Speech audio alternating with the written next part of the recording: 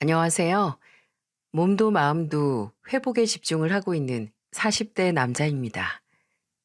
누가 당신을 한 번 배신했다면 그 사람의 탓이고 두 번 배신했다면 당신의 탓이라고 하던가요? 그럼 동시에 두 사람에게서 배신당한 사람은 누굴 탓해야 하는 걸까요? 저는 이번에 30년의 세월과 12년의 세월에 한 번에 배신당하고 그 배신의 결과에서 다시 살아갈 힘을 얻어 이렇게 사연을 보내게 됐습니다. 저는 지방 소도시에서 태어나 자리 잡아 지금도 살아가고 있습니다. 살기 좋고 추억도 많고 또 그만큼 악몽도 시작이 된 것이죠. 30대 초반 오랜 인연을 유지해온 군대 후임이 여자친구의 친구가 저와 같은 지역에 사는데 한번 만나보지 않겠냐고 권해서 응하게 됐고 그렇게 제 천국과 지옥의 문이 동시에 열리게 됐네요. 아내는 그 지역에서 유명한 식당의 요리사였습니다. 명랑하고 말주변이 없는 저와는 다르게 말도 잘하고 사람은 역시 본인에게 없는 면을 가진 사람에게 끌린다더니 5번의 만남 끝에 저희는 연인이 되었죠. 아내에게 의외의 모습을 봤던 건 바로 엄한 경찰 출신 아버지가 있다는 거였어요. 저와 만나는 당시 20대 후반이던 아내에게 놀랍게도 아직 통금 시간이 정해져 있었는데 바로 함께 사는 아버지와 약속이라고 어기면 끝장이라고 하더군요. 우리 아빠는 내가 마흔이 되고 독립을 해도 10시 이전까지는 집으로 가라고 감시할걸? 다 큰 딸한테 통금 시간 지키라는 게 신기하긴 한데 그래도 그 마음은 이해가 간다. 경찰이신데 현실에서 일어나는 흉흉한 일들 얼마나 가까이서 많이 보셨겠어? 사고를 안 쳐도 걱정하시지. 근데 내가 아예 사고를 안 친 건 아니야. 대학 졸업하고 식당에 취직하면서 아빠가 통금을 풀어줬는데 그때 사실 몇 번 사고를 쳤거든. 알고 보니 장인어른의 다소 통제적이다 싶은 통금 시간은 아무 이유가 없는 게 아니었습니다. 아내가 20대 중반이 됐을 때 취직도 하고 사회생활이 더 활발해질 테니 장인어른은 딸을 믿고 통금 시간을 풀어주셨고 거하게 몇 번이나 뒤통수를 맞으셨다고 해요. 아내가 새벽에 술에 취해 필름이 끊겨서 연락이 안 되는 건 다반사였고 심지어 남의 집 문 앞에 널브러진 아내를 집주인이 지구대에 신고를 해서 연락이 온 적도 있었다고 합니다. 처음 맞이한 자유의 아내가 눈이 돈 거죠. 그렇게 몇 번 사고를 치다 일어나 딸이 술 취해서 남의 집 현관문을 두들긴다는 소리를 경찰서에서 듣는 게 아니라 병원에서 연락을 받는 순간이 올 수도 있겠다 생각하신 장인어른은 다시 통금 시간을 부활시켰다고 제가 결혼 전 처음으로 인사를 하러 갔을 때 참담한 얼굴로 말씀을 하셨어요. 내가 저거 머리를 바리깡으로 밀어버리려던 거 참은 거 생각하면 화병으로 천당문 두들기러 간 적이 없다는 게 기적이야, 기적. 어휴, 전날 먹어도 천둥벌거숭이인 거 누가 데려가나 했는데 이서방, 내 딸이긴 하지만 아마 같이 살면 속 답답할 때가 많을 거야. 아내는 다소 철이 없어 보일 만큼 밝고 명랑하긴 했지만 그래도 장인어른 앞에서는 뱀 앞에 개구리처럼 숨을 죽이고 얌전해졌습니다. 그도 그럴 것이 장인어른께서 풍채도 좋으시고 또 근 30년을 경찰로 일하면서 쌓아올린 내공이 있어서 그런지 저도 장인어른 앞에서는 약간 기가 눌리는 것 같았거든요. 또 장모님께 얘기를 들어보니 어렸을 때부터 처남보다도 장인어른께 혼을 많이 난 게 아내라고 하시더라고요. 그래서 그런지 세상에서 장인어른을 가장 무서워한다고요. 하지만 결혼해도 딸이 철이 안 들면 어쩌나 하시던 장인어른께서 걱정하실 일은 결혼 후 첫째가 태어나며 사라졌어요. 첫째가 칠삭둥이 미숙아로 태어났는데 그때 아내가 충격을 받기도 하고 힘들어 했거든요. 안아볼 새도 없이 바로 인큐베이터로 들어가는 아들을 보고 남들처럼 10달 품어주지도 못하고 세상을 너무 일찍 보게 한 게 다 본인의 잘못이라고 자책을 아주 심하게 했어요. 임신했을 때 뭔가 실수를 한 게 있지 않나 미친 듯이 기억을 되짚기도 했고 혹시 출산 몇 주 전에 1박 2일로 춘천에 다녀왔을 때 뭔가 잘못된 것 같다고 마치 강박처럼 본인을 몰아세우더군요. 아마 2kg도 채 안 되는 작은 아들을 보고 충격이 크긴 컸나 봅니다. 아내는 매일 울었고 저는 그런 아내 옆에서 끊임없이 당신 잘못이 아니라고 위로했습니다. 여보, 그게 어떻게 당신 잘못이야. 절대 아니니까 걱정 마. 우리 준우가 엄마랑 아빠 더 빨리 만나고 싶어서 일찍 나온 거야. 병원에서도 차도 좋다고 했고 곧 집에 데리고 올 수 있으니까 자책 그만하자. 나중에 우리 준우가 이거 하면 얼마나 마음 아파하겠어. 그래도 준우가 7달 꼬박 당신이 주는 영양분 먹고 당신 뱃속 안에서 안전하고 따뜻하게 자랐는데.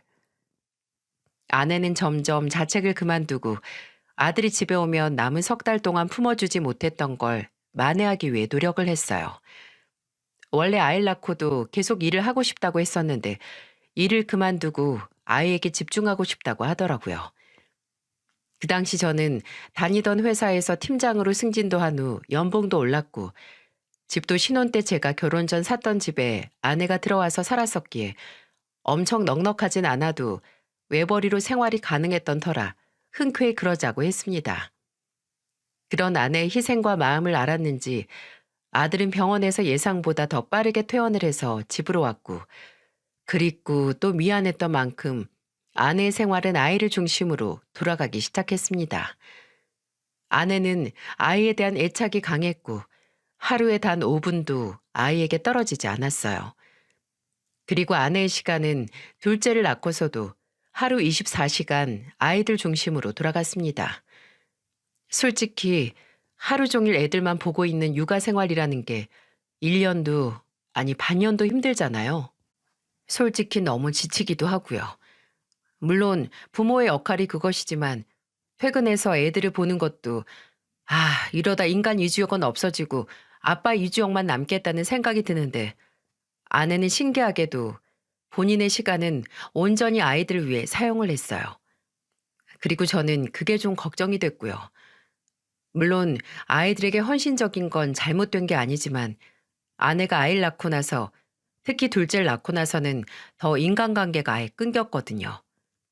예전에는 밖에서 사람 만나는 것도 좋아하던 사람이 친구들이나 예전 직장 동료들과 약속도 안 잡고 집, 애들, 어린이집, 마트 놀이터 정도로 생활 반경이 한정되게 됐죠.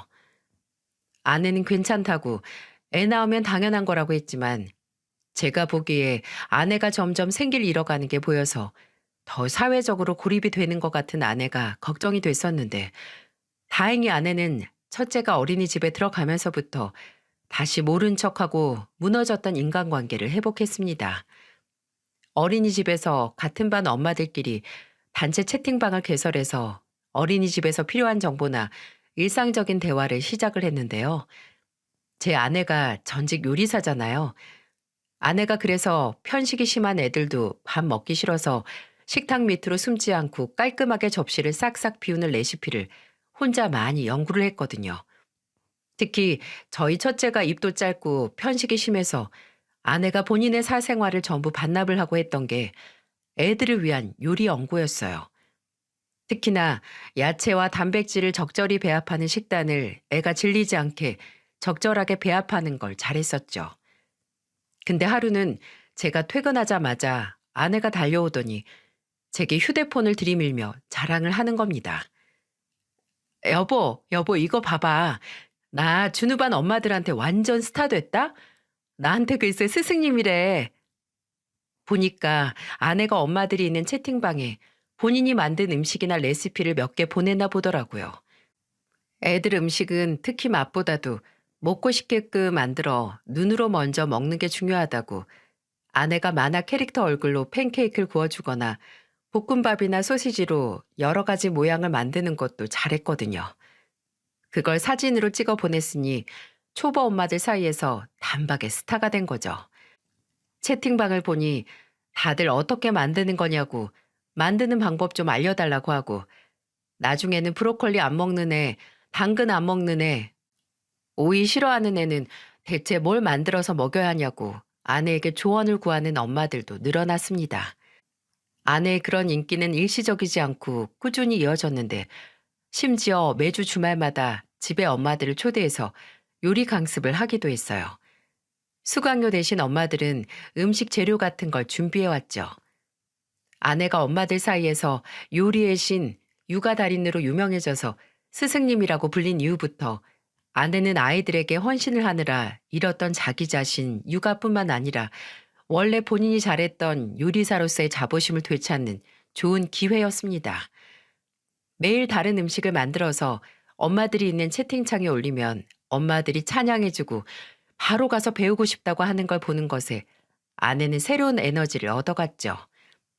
그리고 아내 스승님 노릇은 둘째가 어린이집에 가서도 계속됐고 시간이 지날수록 가족들끼리 외출했을 때 나 빨리 가서 오늘 새로운 레시피 공유해야 하는데 걱정할 정도로 이제 아내 일상 중 빼놓을 수 없는 일이 되었네요. 그리고 첫째가 7살이 됐을 무렵 저희 가족의 일상에 또 다른 변화가 찾아왔습니다. 저희 가족이 사는 아파트에 제 30년 지기 친구가 이사를 오게 된 거죠. 저와 그 친구는 중학교에서 만나 친구가 됐는데요. 친구는 중학교 1학년 2학기에 전학을 왔었죠.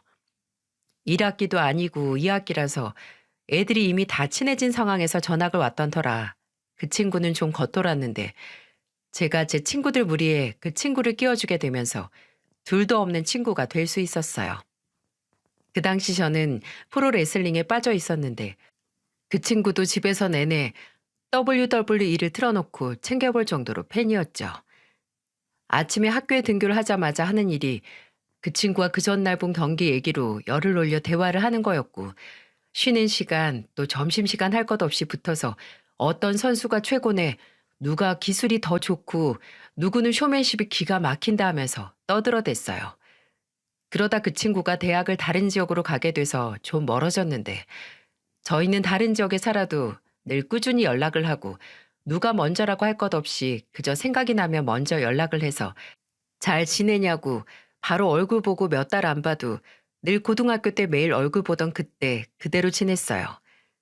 친구는 대학을 간 지역에서 취직까지 했고 거기서 만난 여자를 만나 결혼까지 했었는데 이번에 저희 지역에 있는 중견기업에 아주 좋은 조건으로 이직을 할 기회가 있어서 다시 돌아오게 됐고 집을 알아보던 중 제가 사는 아파트에 좋은 전셋집이 나와서 계약을 했다는 파격적인 소식을 전해온 거죠. 솔직히 그때는 정말 설렜습니다. 안정적이긴 하지만 그만큼 무료하기만 한 마흔이 넘어서 학생 때 그 철없고 막연히 아무것도 안 해도 그저 즐겁고 희망이 넘치던 그 시절 친구와 이웃이 된다는 생각에 말이죠. 거기다 둘 다 결혼을 하고 친구의 아이들도 그 당시 7살, 5살로 저희 애들과 비슷한 또래라서 어쩌면 가족들끼리 둘도 없이 친한 사이가 될 수 있을 거란 생각에 들떠 있었어요. 저도 친구의 결혼식에서 사회를 보고 친구도 제 결혼식 사회를 봐서 서로의 아내들도 물론 알고 있어서 친구가 이사 후에 가족들끼리 만나서 식사를 하고 여행을 가는 게 어렵지 않았습니다. 저희가 두 가족이 다 묵을 펜션을 예약을 하면 친구 쪽에서 거기서 갈 식당이나 숙소에서 먹을 음식을 마련해서 참 많이도 놀러 다녔습니다. 아이들처럼 제 아내와 친구의 아내도 나이 차이가 별로 안 나서 금방 친해질 수 있었고요. 아내가 친구의 아내보다 3살 연하라서 둘은 언니 동생 하면서 가까워졌어요. 가족은 아니지만 가족보다도 더 끈끈하고 가까운 사이. 저희 가족과 친구의 가족이 그렇게 될 거라 믿어 의심치 않았습니다.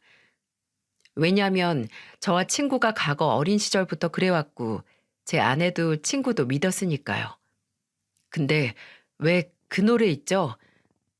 난 널 믿었던 만큼 내 친구도 믿었기에 난 아무런 부담 없이 널 내 친구에게 소개시켜 주었고 이런 가사로 시작되는 90년대 히트송이 왜 아직도 바람이란 주제의 노래 중 단연 히트송으로 자리를 잡고 있는지 이유가 있었네요. 저도 알고 싶어 하지 않았습니다. 이 노래 가사가 현실 고증이 그대로 된 대단한 가사라는 걸 말입니다. 친구네가 이사를 오고 10달 정도 지났을 거예요. 저희는 여름이면 집 앞 호프집에 애들을 데리고 자주 갔는데 그 호프집은 야외 테이블이 많아서 애들을 데리고 가기 좋았어요. 그날도 토요일 저녁에 저녁을 다 같이 치킨으로 때우자 하고 만나서 식사를 하고 있었죠.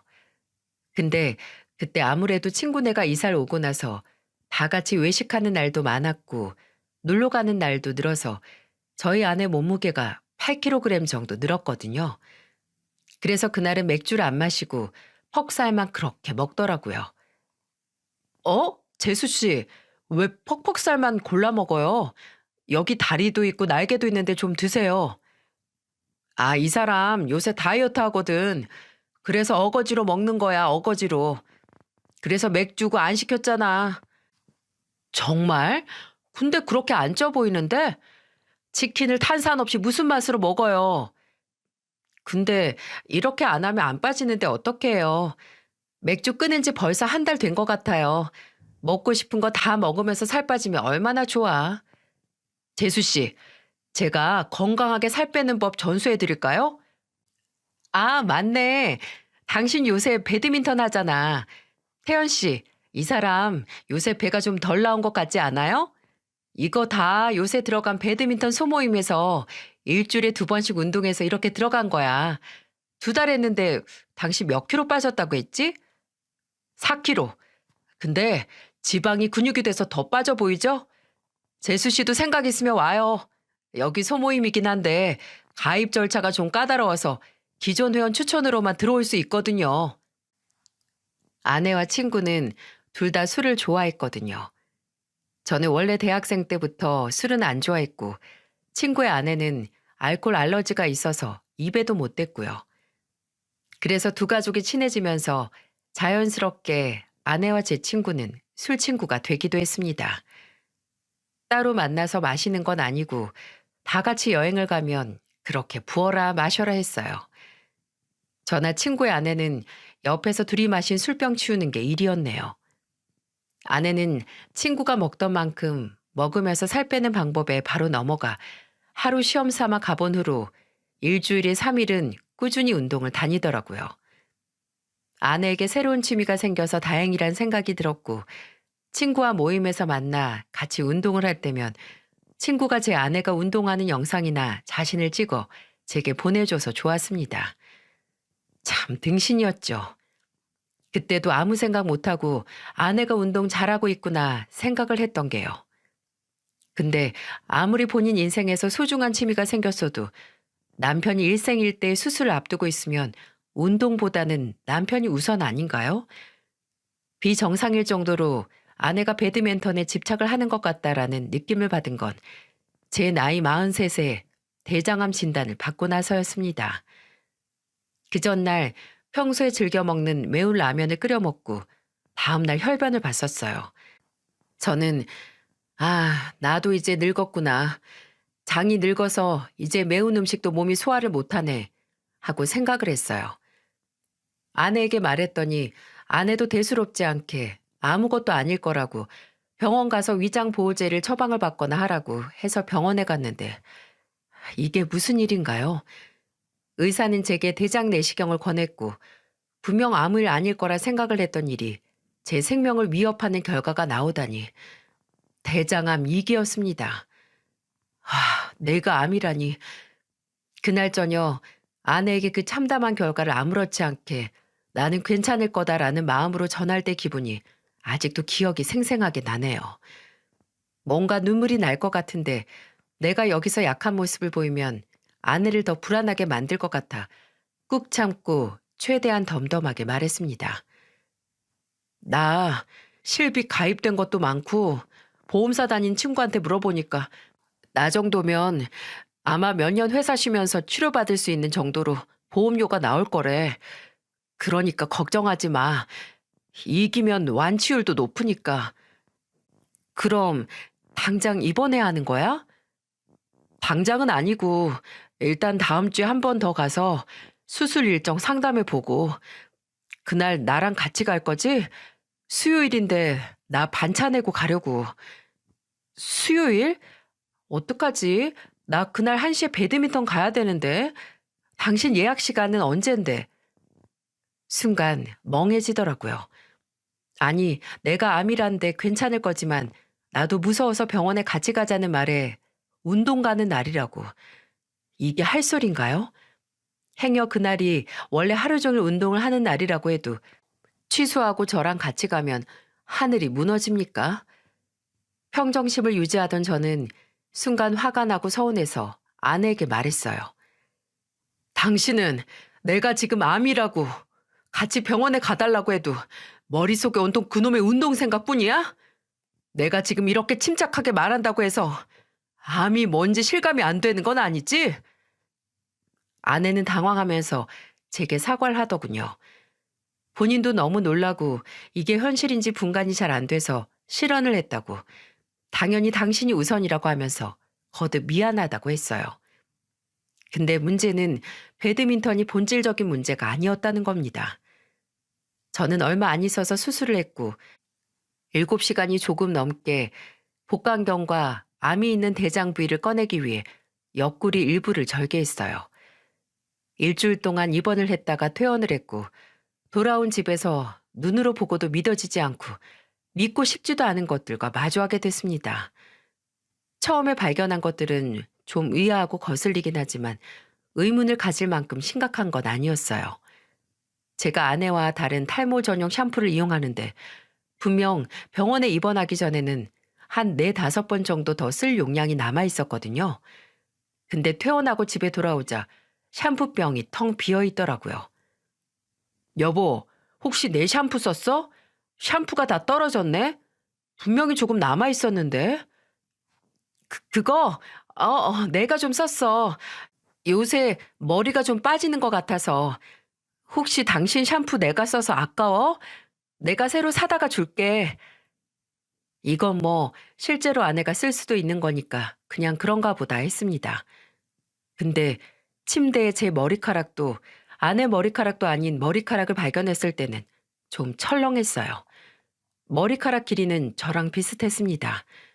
근데 저는 새치가 없거든요. 아내는 단발머리에 아내 또한 새치가 없는 사람이고요. 근데 침대에 한 올 남은 머리카락은 그거 아시죠? 3분의 2는 검은색이고 3분의 1은 하얀 새치 머리카락인 거. 글쎄 그 머리카락이 남아있는 겁니다. 저는 그 머리카락을 들고 아내에게 가서 이것 봐, 이런 게 있네? 혹시 나 새치 나나? 하고 말했습니다. 근데 아내는 그 머리카락을 보고 가만히 있다가 갑자기 맞다고 요새 당신 뒤통수에 몇 개 난 걸 봤다는 말을 하는 거예요. 이때부터 저는 뭔가 잘못되고 있다는 생각을 했어요. 처음에는 일주일간 입원해서 집이 낯설다고 생각을 했는데 이상하게 시간이 갈수록 이 집이 내가 입원하기 전 그 집이 아니라는 묘한 기분이 들기 시작했죠. 근데 증거나 눈으로 직접 뭘 본 게 없으니 뭐라 거기서 강하게 의심을 하거나 따질 수는 없었어요. 그리고 제가 퇴원하고 며칠 후에 저 본다고 제 어머니께서 오셨는데 이런 말씀을 하시대요. 그래도 태연이가 옆에서 잘 봐줘서 다행이다. 병실에 며칠 내내 생활하는 게 어디 쉬운 일이니? 저는 속으로 탄식을 했습니다. 아내는 제가 수술을 한 당일과 그 뒤 이틀, 총 3일만 제 병실에 와 있었고 그 후에는 몇 시간 들렀다 가기만 했거든요. 집에 애들도 있고 저도 남자들 있는 병실에 아내가 와서 자고 가는 게 싫었거든요. 근데 어머니께 말을 들어보니 아내가 제 병원에 와 있느라 애들을 총 5일 동안 맡겼다는 겁니다. 제 병원에 있던 건 3일인데 나머지 이틀은 대체 뭘 했길래 애들을 맡긴 걸까요? 아내에게 물으니 아내는 아무래도 당신 병원에 가 있고 혼자 애들 보느라 집안이 엉망이라 집안을 청소하느라 이틀 더 친정의 애들을 맡겼다고 합니다. 아내에겐 모든 변명과 이유가 정해져 있었지만 스멀스멀 꽃을 피우기 시작한 제 의심은 사라지지 않았어요. 아내가 제가 병원에 있는 동안, 아니 어쩌면 그보다 더 전에 나 말고 다른 사람을 만나 집으로 끌어들였다는 걸 말입니다. 저는 아내를 하루 종일 감시하고 따라다닐까 아니면 흥신소나 심부름센터를 알아볼까 생각을 했습니다. 근데 감시는 아직 제 몸이 회복이 덜 돼서 힘들었고 흥신소는 일을 너무 크게 벌리는 것 같아서 꺼려졌네요. 그러다 불현듯 내가 없을 때 이 집으로 그 남자를 들였다면 내가 또 며칠 자리를 비우면 좋다고 하고 또 데리고 올 것 같았어요. 그래서 그 현장을 잡을 초소형 녹음기와 카메라를 사서 거실 안방 두 곳에 설치를 했어요. 그리고 아내에게는 집에 있으면 아무래도 애들이 계속 놀아달라고 해서 잘 못 쉬겠고 또 병원이 우리 부모님 집이랑 가까우니까 3일 동안만 부모님 댁에서 쉬고 오겠다고 말했죠. 아내는 그래도 집이 더 편하지 않냐고 짐짓 걱정하는 모습을 보이더니 이내 그럼 본인도 오랜만에 운동을 다녀와야겠다고 하더군요.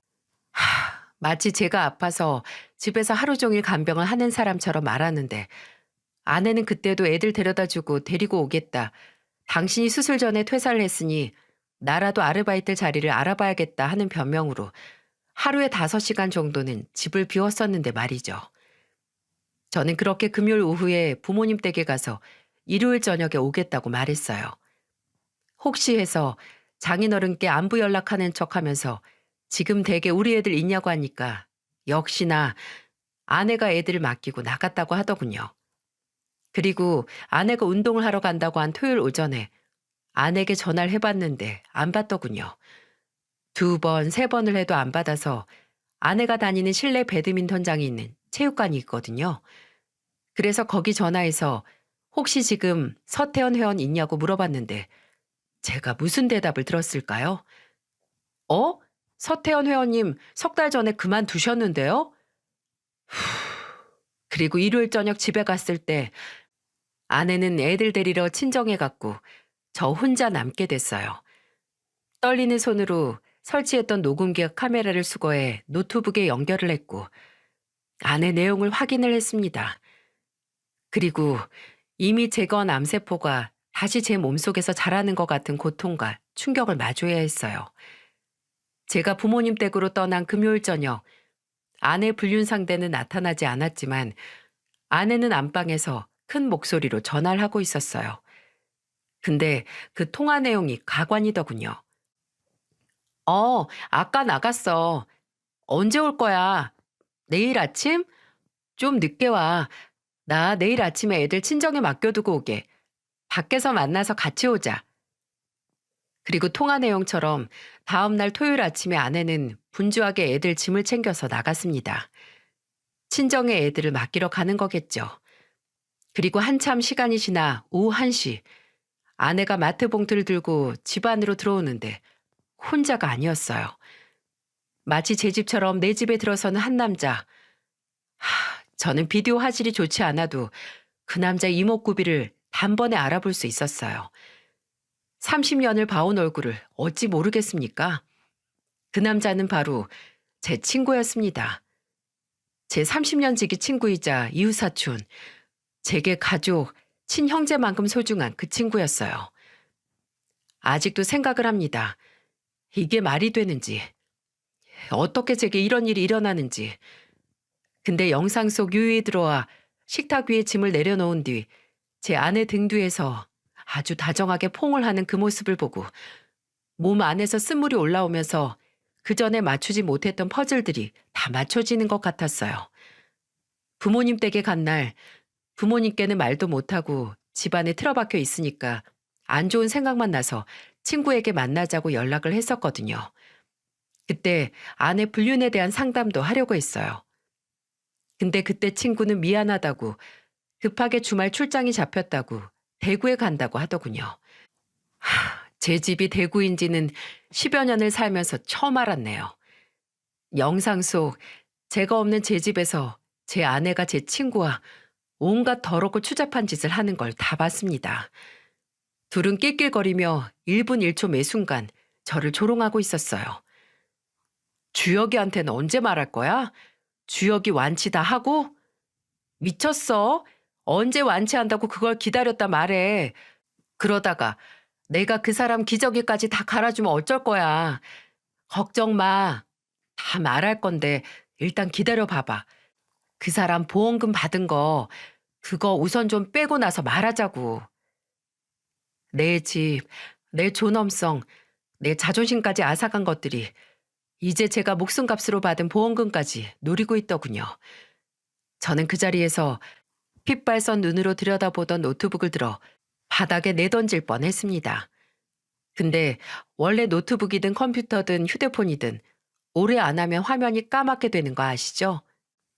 제 앞에 있던 노트북도 제가 혼이 속 빠져서 가만히 있는 동안 까맣게 꺼졌는데 그 순간 그 화면에 제가 비치더군요.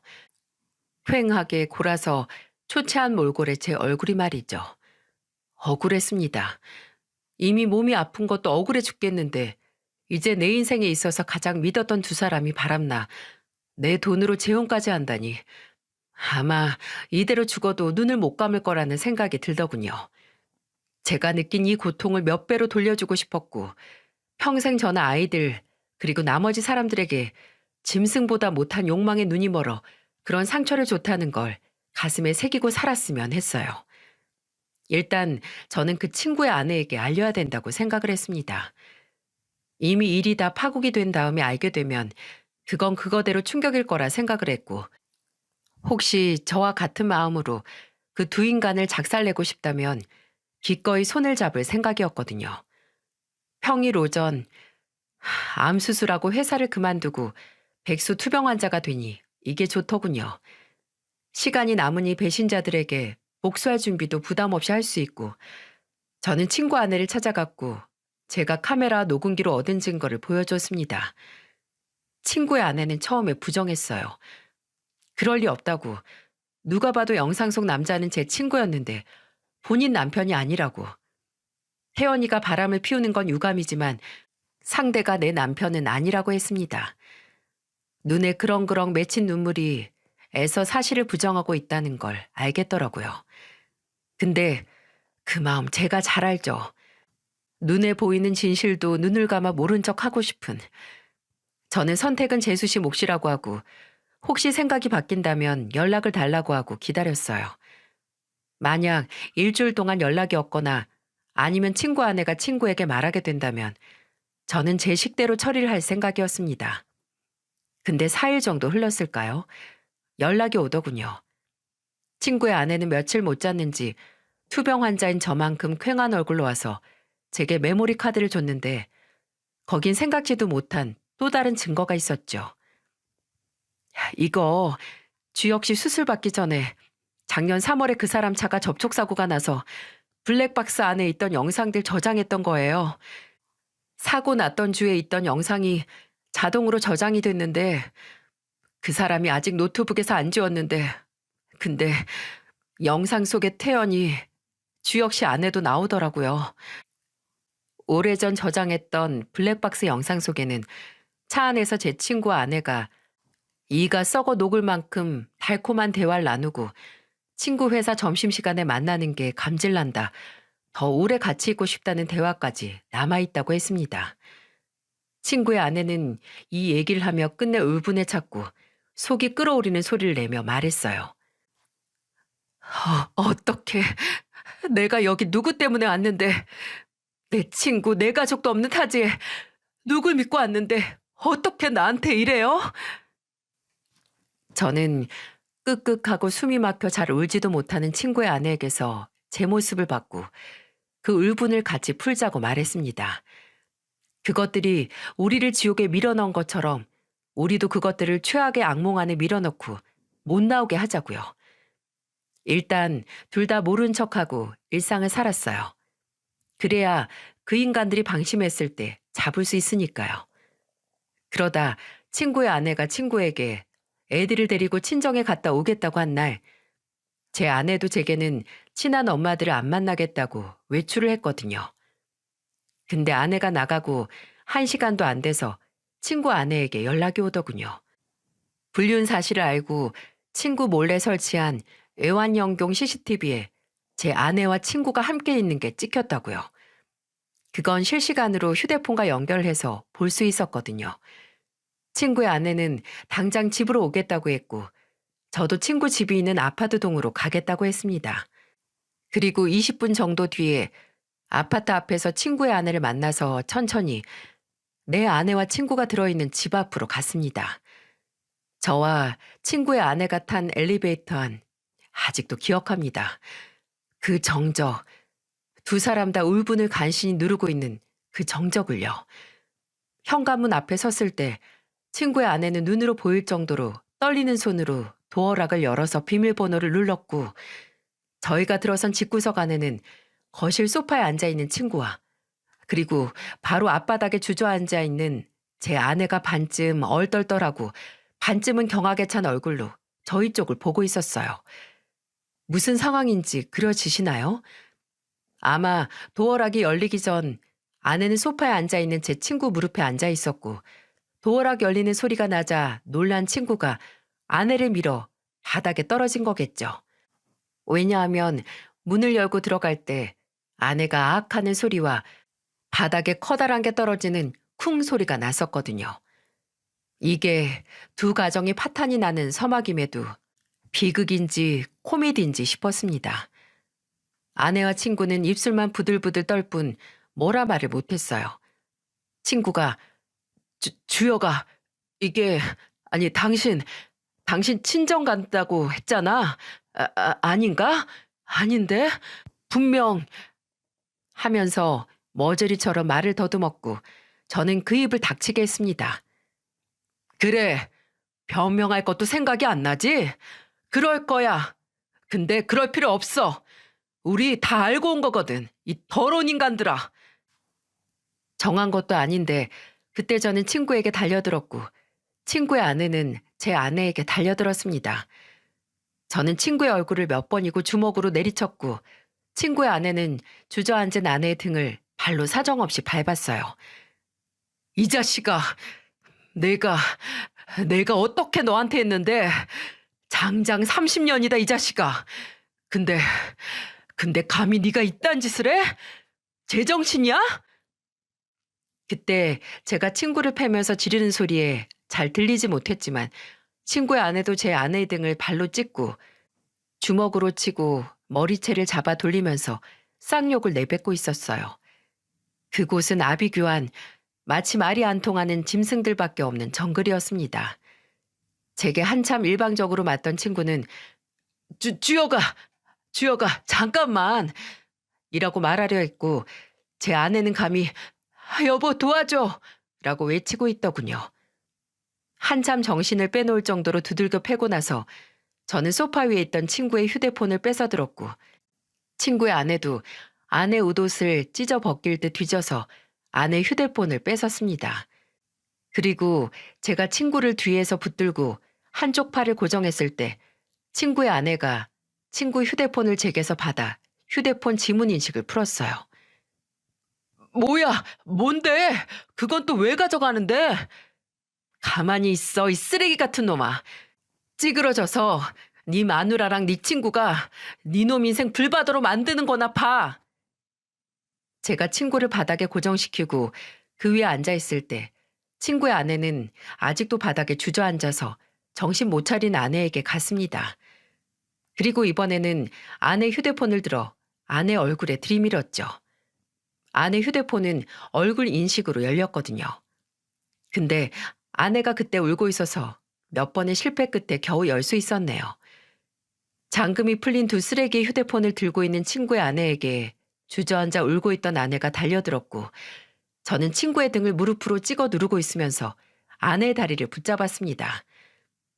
아내는 다시 바닥으로 넘어졌고 저는 친구의 아내에게 소리쳤어요. 빨리 보내요, 빨리!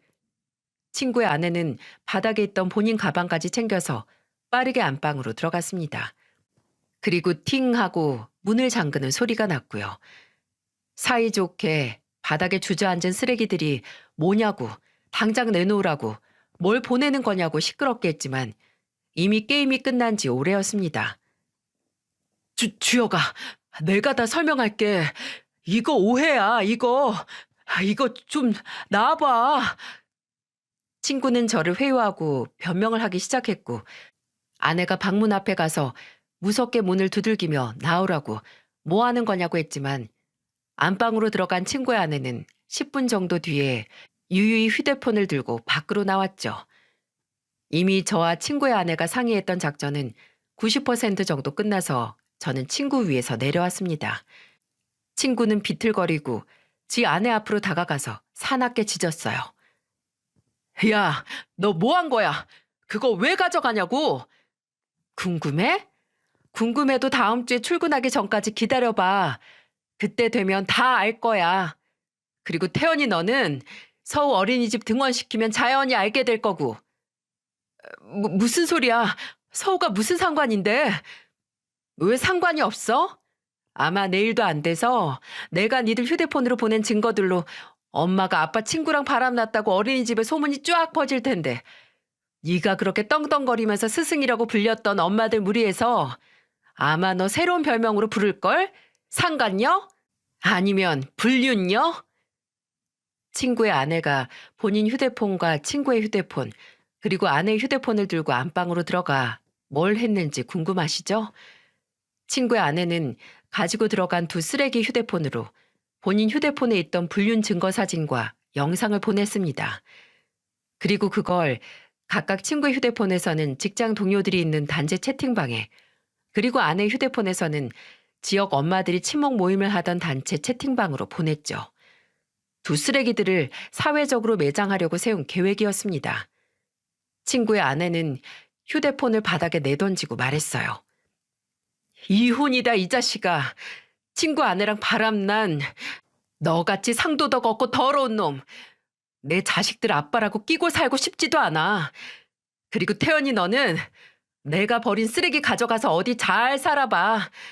둘이 사이좋게 이혼 소장도 받고 상간녀 상간남 소송도 같이 받고. 야, 너희 그전보다 더 사랑이 넘치겠다. 원래 고난이 많은 사랑일수록 즐겨진다고 하잖아. 이 구질구질한 것들아. 그렇게 친구의 아내는 집을 나갔고 저는 바닥에 주저앉아 꺼진 휴대폰을 켜 친구 아내의 말이 사실인지 확인하는 두 벌레들을 봤어요. 아내는 휴대폰을 들고 발을 동동 굴렀고 친구, 아니 그 자식은 쌍욕을 하면서 휴대폰을 아예 바닥에 내던지더군요. 이거 어떻게 할 거야? 채팅방에 있는 엄마들이 벌써 다 확인해서 어떻게 된 거냐고 하잖아. 당신 진짜 나 죽으라고 고사지네? 이 좁아 터진 동네에서 나 앞으로 쪽팔려서 어떻게 살라고 이런 짓을 해. 그러는 너는 생각하고 이 지경까지 왔냐? 대가리에 똥이 아니라 뇌가 제대로 들어있었으면 너나 저 자식이나 이딴 짓 못하지. 내 친구랑 심지어 이웃으로 사는 놈이랑 바람날 거면 이 정도 대가는 생각을 했어야지. 이 대가리 총 맞은 것들아. 아, 그리고 당신은 아직 안 끝났어. 아마 당신한테는 제일 무서운 게 기다릴 테니까 기다려. 저는 그렇게 말하고 나와서 제 집으로 갔습니다. 이혼 소송 기간 동안 애들은 장모님 댁에 맡기고 저는 부모님 집에서 지낼 생각이었거든요. 그래서 집에 가서 간단하게 짐을 쌌고 그 후에 마지막으로 이 증거들을 꼭 봐야 하는 사람에게 증거 영상과 사진을 보내고 문자를 남겨놨어요. 그 문자를 다 보내고 나서 몇 분 뒤 제 휴대폰으로 무슨 문자가 날라왔을까요? 진짜 끝까지 없던 전까지 다 사라지게 하더군요. 문자는 바로 은행 인출 승인 거절 문자였어요. 비밀번호가 틀리면 보안 문제로 날라오는 그 문자 아시죠? 3번 시도를 했는지 3번 날라오고 나서 몇 분 뒤 전화가 왔고 저는 태연하게 전화를 받았습니다. 대체 언제 비밀번호 바꾼 거야? 네가 내 친구였던 놈이랑 내 집에서 이혼하고 나서 내 보험금 받아 둘이서 살자고 했을 때 그때 바꿨다. 네가 무슨 정신머리로 그 돈에 손을 댈 생각을 하는지 모르겠는데 꿈도 꾸지 마. 너 그 돈 구경도 못해. 내가 왜 그 돈을 구경을 못해? 나도 권리 있어. 당신 안 걸리고 옆에 지켰던 거 나잖아. 아이고, 헛소리 하지 마. 너 시간만 되면 그 배드민턴 치러 다녔잖아. 아니, 배드민턴은 진즉에 그만뒀지? 그러고 나서 그놈 만나러 갔겠지. 그 친구였던 놈이랑 신나게 바람 피우는 게 나 간병한 거냐? 아, 그리고 너 이렇게 나한테 돈 내놓으러 갈 시간 없어. 너 지금 도망가야 돼. 내가 방금 장인어른 네 아버지한테 보냈거든. 네가 암 걸린 나 버리고 내 집에서 그리고 그 자식 차에서 아주 애틋하게 바람 피우는 거. 아주 찢어지게 소리를 지르던 아내의 목소리가 뚝 하고 그치더군요. 아시죠? 아내가 세상에서 제일 무서워하는 게 바로 장인어른이라고. 무서워서 오줌이라도 지린 건지 아무 소리도 안 들리는 휴대폰 너머로 저는 명복을 빈다 하고 전화를 끊어버렸어요. 그리고 부모님 댁으로 가서 모든 사실을 털어놓고 오랜만에 부모님 앞에서 펑펑 울었어요. 제 처지가 불쌍해서가 아니라 그냥 40 넘어서 부모님 앞에서 이리 한심하고 약한 모습을 보인 게 서러워서 그래서 울었습니다. 부모님께서도 저와 함께 울어주셨고 저는 부모님께 변호사는 이미 알아봤으니 바로 이혼 소송을 시작을 하겠다고 말했습니다. 그리고 그날 저녁 아마 11시가 좀 넘었을 때일 거예요. 장인어른께서 제게 문자를 보내셨습니다. 괜찮다면 잠깐 만나고 싶다고 꼭 할 얘기가 있다고 하시면서요. 저는 지금 부모님 댁에 있다고 말씀을 드렸고 장인어른께서는 지금 가겠다고 하셨죠. 집 밖에서 장인어른을 기다리고 있는데 한 30분 정도 뒤에 장인어른의 차가 보였습니다. 장인어른은 은퇴 전 국민의 안전을 지키던 경찰이었던 자부심이 넘치는 분이셔서 늘 위풍당당하고 그 커다란 풍채가 더욱더 커 보였는데 그날 차에서 내리는 장인어른은 누구보다 작고 왜소해 보이는 착각이 들 정도로 어깨는 처져 있고 고개를 푹 숙인 상태시더군요. 천천히 제 앞으로 온 장인어른이 바닥에 무릎을 꿇는 순간 저 또한 장인어른 앞에 똑같이 무릎을 꿇을 수밖에 없었습니다. 장인어른, 이러지 않으셔도 돼요. 장인어른께서 이러실 필요 없어요. 잘못하신 게 없는데요. 왜 잘못한 게 없겠어. 가족 우습게 아는 딸년, 인간도 아닌 쓰레기로 키운 부모가 죄인이 아니고 뭐겠나. 정말 내가 면목이 없네. 자네한테도 자네 부모님에게도. 마음 같아서는 내가 자네 부모님 앞에서도 이리 무릎 꿇고 빌고 싶은데 나도 내가 이렇게 용기가 없을 줄은 몰랐네. 아직 그 정도의 염치는 없어서 미안하네.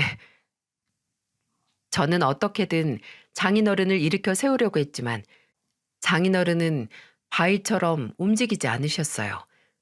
그리고 갑자기 주머니에서 휴대폰을 꺼내 제게 내미셨죠.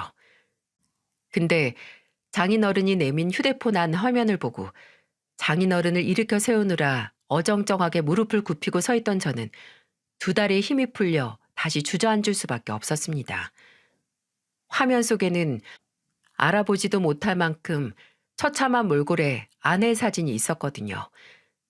아내는 제 눈앞에 장인어른처럼 바닥에 무릎을 꿇고 앉아서 고개를 푹 숙이고 있었는데 머리가 듬성듬성 잔에만 남아있을 정도로 머리카락이 남아있는 상태였어요. 장인어른, 이 사람 머리카락 미셨어요? 아내가 젊었을 때 사고를 치면 그렇게 바리깡으로 밀어버리고 싶었다고 하시더니 기어이 대형 사고를 치자 실행에 옮기셨던 겁니다. 저는 멍하니 사진을 쳐다보며 아무 말도 못했어요. 그냥 그걸 보고 무슨 감정을 느껴야 할지 모르겠더군요. 장인어른은 그런 저를 보시더니 이내 마지막 염치로 자네를 잡지 않겠네. 나나 내 딸이나 그리고 위자료든 양육권이든 내가 태연히 그거 줄일 틀어서라도 자네가 원하는 대로 맞출 테니 내가 장인으로서 자네에게 마지막으로 하는 도리라고 생각해 주게나. 몸 회복 잘하고 다시 한번 미안하네, 이서방. 그렇게 말하고 일어나 다시 차로 돌아가는 장인어른을 보며 저는 작게 건강하시라는 말을 했습니다. 한때 제게는 정말 태산처럼 느껴지던 장인어른의 등이 그리 작아 보이는 날이 올 줄은 몰랐어요. 그리고 그럴 일은 없지만 만약 내 아들하고 딸이 큰 잘못을 저질렀을 때 나도 장인어른처럼 부모로서 저렇게 작아질 수 있을까 하는 생각이 불현듯 들더라고요. 저는 바로 이혼 소송을 준비했고 장인어른께서 정말 약속을 지켜주셨는지 전 아내 쪽에서는 별다른 반격을 하지 않고 합의로 끝내겠다고 했습니다. 또 제 친구, 친구라 믿었던 그 자식에게는 상간남 소송을 걸었는데 그 자식의 전 아내도 제 전 아내를 상대로 상간녀 소송을 걸었다는 연락을 받았어요. 말하다 보니 개족보 저리 가라 할 정도로 엉망인 관계네요. 어쩌다 여기까지 왔을까 생각해 봤는데 그 자식이 제가 사는 아파트로 이사를 와서 제 가족과 그 자식 가족이 가까워지면서부터인지 아니면 제가 전 아내를 만나면서부터인지 중학교 때 혼자 있는 그 자식과 친구가 됐을 때부터인지 생각하기 나름이고 또 이제 와서 그걸 생각하는 게 무슨 소용인가 싶었지만 그런 생각을 쉽게 떨칠 수가 없었습니다. 이혼 후 저는 위자료와 양육권을 받을 수 있었고 집은 그곳에서 두 쓰레기가 사이좋게 있던 장면이 지워지지 않아 바로 팔아버렸어요. 그리고 이미 동네에 저희의 불륜과 이혼이 널리 퍼진 터라 저는 지역을 옮겨서 이사를 했습니다. 그리 멀진 않지만 애들이 유치원을 다니고 학교를 다니면서 소문이 닿지 않는 곳까지 왔어요. 부모님 댁에서도 멀어지고 또 병원도 옮겨야 했지만 제 선택에 대한 결과였고 또 아이들이 소문으로 고통받는 걸 원치 않았기에 내린 결정이었습니다. 그리고 전 아내는 이혼 후 친정에 들어가더니 몇 달 뒤에 저희 부모님을 통해 그 집 가족 모두 이사를 갔다는 소식을 들었습니다. 말씀드렸죠? 좁은 동네라고. 아마 딸이 그런 짓을 했다는 게 알려진 뒤에 계속 생활을 할 수 없으셨나 봅니다. 그리고 그 자식은 소송이 끝나기도 전에 회사를 아예 그만뒀다는 얘기를 다른 친구를 통해 들었어요. 저와 그 자식은 친구 무리도 비슷해서 듣기 싫어도 들을 수밖에 없었는데 회사를 그만둔 뒤 잠적을 했다고 하더라고요. 그저 평생 그 자식 소식은 티끌로라도 듣고 싶지 않으니 평생 그렇게 찌그러져서 살길 바라고 있습니다. 저는 지금도 꾸준히 병원에 다니면서 항암 치료를 받고 있습니다. 받은 위자료 덕에 본의 아니게 통장이 뚱뚱해진 터라 돈 걱정 없이 그저 제 몸 그리고 애들 걱정하면서 살고 있어요. 둘째는 아직 어려서 지금도 왜 엄마랑 아빠가 따로 사는지 이해를 못하고 있지만 초등학생인 아들은 엄마가 잘못을 했다는 걸 아는 건지 제 앞에서 엄마 이야기를 꺼내지도 않고 있습니다. 꾹 참고 있는 건지 아니면 정말 엄마가 미워서 그러는 건지 아직 다 알지 못하지만 앞으로 어떻게든 아이들과 충분한 대화를 통해 제가 풀어갈 긴 숙제라고 생각을 하고 이겨내 보려고 합니다. 삶은 끊임없는 투쟁이고 그 투쟁만큼 사람은 성장한다고 하던데 제가 넘어야 할 산이 아직 많기만 하네요. 하지만 이미 넘은 산 하나를 생각하면 앞으로 넘어야 할 산들이 조금은 작아 보이긴 합니다. 내가 뭔가를 이겨내고 극복을 했다는 믿음으로 앞으로 극복을 해야 할 일들을 당당히 마주하며 살아야 제 아이들에게 부끄럽지 않을 수 있겠죠. 부디 제가 부끄러운 아빠가 되지 않게 여러분이 응원해 주시길 바랍니다. 이야기를 들어주셔서 정말 감사합니다. 앞으로 저도 사연튜브의 애청자로서 저와 같은 시련을 겪고 투쟁하는 분들을 응원하고 또 위로를 받겠습니다. 모두 꼭 건강하시고 또 늘 당당하시길 바랍니다.